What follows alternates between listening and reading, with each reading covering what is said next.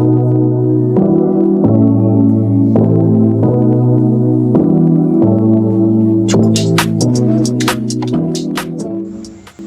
sobat-sobat semua, perkenalkan saya Stefani Devesta Pinta dari kelas 10A. Jadi teman-teman, pada video kali ini saya akan melakukan simulasi terhadap lipatan dan juga patahan. Sekaligus saya akan menjelaskan materi berkaitan dengan lipatan dan juga patahan. Tanpa berlama-lama, kita akan langsung saja masuk pada inti dari materi.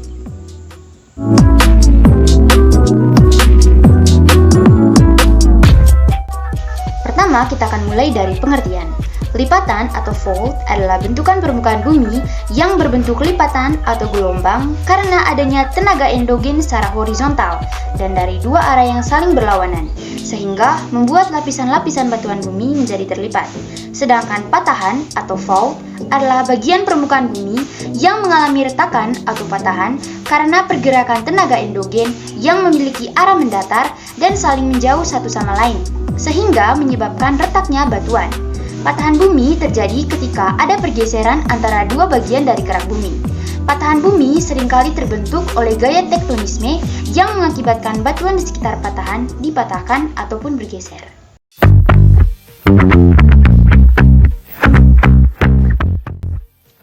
Ada 6 jenis lipatan. Yang pertama yaitu lipatan tegak.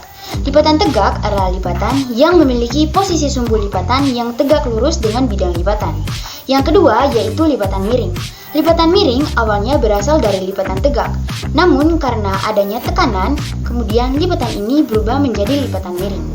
Yang ketiga yaitu lipatan menggantung. Lipatan menggantung adalah kelanjutan dari lipatan miring yang terus-menerus mendapatkan dorongan. Sumbu lipatannya membentuk sudut terhadap bidang miring dan kedua sayap lipatan miring ke arah yang sama. Sesuai namanya, lipatan ini mempunyai puncak yang menggantung atau bagian puncaknya terdorong tinggi. Yang keempat yaitu lipatan rebah. Lipatan jenis ini memiliki bentuk yang landai seperti benda yang rebah. Penyebab terjadinya lipatan ini yakni karena adanya dorongan secara melintang atau garis lurus dari satu arah. Yang kelima yaitu lipatan sesar tengkorak. Lipatan sesar tengkorak adalah kelanjutan dari lipatan rebah yang mendapatkan tekanan secara terus-menerus. Jika lapisan tanah yang mengalami lipatan sesuai tengkorak tak cukup elastis, maka akan terjadinya patahan. Yang terakhir atau yang keenam yaitu lipatan iksolinal. Lipatan iksolinal memiliki bidang sumbu sejajar antara satu dengan yang lain. Lipatan iksolinal atau isolinal fold disebabkan oleh adanya dorongan yang terjadi secara bergantian. Ada 3 jenis patahan. Yang pertama yaitu patahan normal. Patahan normal atau patahan turun atau biasa yang disebut dengan normal fault adalah pergeseran yang dipengaruhi ketika gaya tekan mencapai gaya maksimum secara vertikal. Disebabkan gaya tekan maksimum secara vertikal itu, salah satu bidang batuan bergerak ke bawah mengikuti bidang patahan. Terkadang, patahan turun ditemukan berpasangan. Lempeng yang ada di antara dua sesar akan naik atau turun bergantung dengan arah sesarnya. Kemudian yang kedua yaitu patahan naik. Patahan atau sesar naik ini ditandai dengan salah satu blok batuan yang bergeser ke arah atas dan blok batuan yang bergeser ke arah bawah. Lokasi patahan naik biasanya terjadi di area di mana dua lempeng tektonik bertabrakan. Kemudian yang ketiga yaitu patahan mendatar. Patahan mendatar disebabkan oleh gaya gesekan yang membuat lempeng-lempeng saling bergerak mendatar berlawanan arah. Sesar ini ditandai dengan arah pergerakan sejajar baik ke kiri ataupun ke kanan.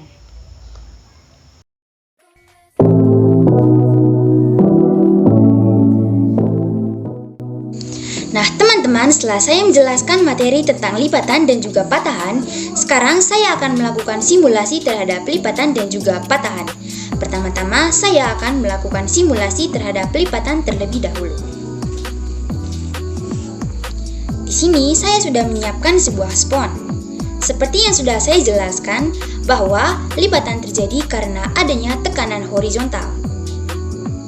Teman-teman, kira-kira seperti inilah simulasi terhadap lipatan.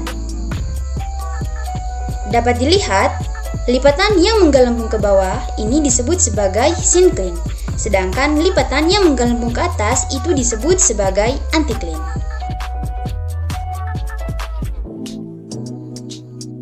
Setelah melakukan simulasi terhadap lipatan, sekarang saya akan melakukan simulasi terhadap patahan. Di sini saya sudah menyiapkan 2 gabus sebagai media untuk melakukan simulasi terhadap patahan. Seperti yang sudah saya jelaskan, bahwa patahan terjadi karena adanya gaya vertikal yang maksimum. Seperti inilah simulasi ketika patahan terjadi. Nah teman-teman, patahan yang turun ke bawah ini disebut sebagai graben, sedangkan patahan yang naik ke atas ini disebut sebagai horse.